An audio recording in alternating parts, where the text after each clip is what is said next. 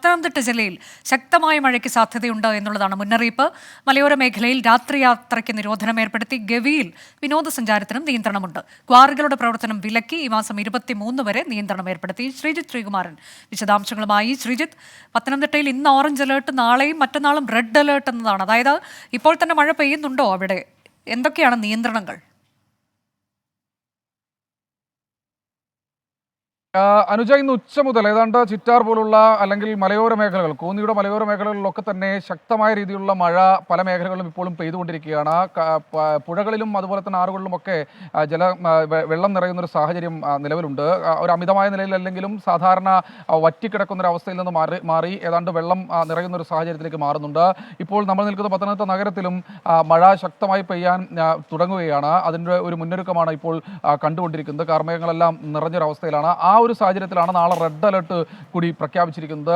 ആശങ്കയില്ല, പക്ഷേ ജാഗ്രത വേണമെന്ന് ജില്ലാ ഭരണകൂടം ഇതിനകം തന്നെ അറിയിച്ചു കഴിഞ്ഞു. ജില്ലാ കളക്ടർ അല്പസമയത്തിനകം തന്നെ ഇത് സംബന്ധിച്ചൊരു വാർത്താക്കുറിപ്പ് പുറത്തിറക്കും. അതിന് മുന്നോടിയായി അദ്ദേഹം സംസാരിക്കുമ്പോൾ പറയുന്നത്, എന്തായാലും റാന്നി അതുപോലെ തന്നെ കോന്നി പോലുള്ള താലൂക്കുകളിൽ അവിടെ ഒരു മലയോര മേഖലയാണ്. സ്വാഭാവികമായി ആ പ്രദേശത്ത് ദുരന്ത സാധ്യത നിലനിൽക്കുന്ന മേഖലകളാണ്. മുൻപും സമാനമായ ദുരന്തങ്ങൾ ഉണ്ടായിട്ടുള്ള പ്രദേശമാണ്. ഉരുൾപൊട്ടൽ ഭീഷണിയുള്ള പ്രദേശങ്ങളാണ്.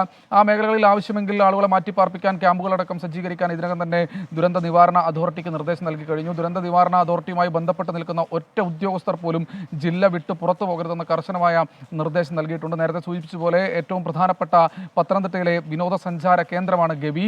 ഇവിടേക്കുള്ള യാത്ര നിരോധിച്ചിട്ടുണ്ട്. രാത്രികാലങ്ങളിൽ ഒരു കാരണവശാലും മലയോര മേഖലകളിലൂടെ യാത്ര ചെയ്യരുത് എന്ന കർശനമായ നിർദ്ദേശം വന്നിട്ടുണ്ട്. 19 മുതൽ 23 വരെ 21 വരെ ഈ കോറികളുടെ പ്രവർത്തനമടക്കം നിരോധിച്ചിട്ടുണ്ട്. എന്തായാലും മുന്നൊരുക്കങ്ങളെല്ലാം തന്നെ പൂർത്തിയായിട്ടുണ്ട്. ഏതെങ്കിലും തരത്തിൽ ദുരന്തമുണ്ടായാൽ അത് നേരിടാൻ ആവശ്യമായ നടപടിക്രമങ്ങളെല്ലാം പൂർത്തിയായിട്ടുണ്ട് എന്നാണ് ജില്ലാ കളക്ടർ എസ് പ്രേംകൃഷ്ണൻ അറിയിച്ചിട്ടുള്ളത്. പത്തനംതിട്ട ജില്ലയിൽ അതിതീവ്ര മഴ മുന്നറിയിപ്പുള്ള സാഹചര്യത്തിലാണ് ചില നിയന്ത്രണങ്ങൾ ഏർപ്പെടുത്തിയിട്ടുള്ളത്.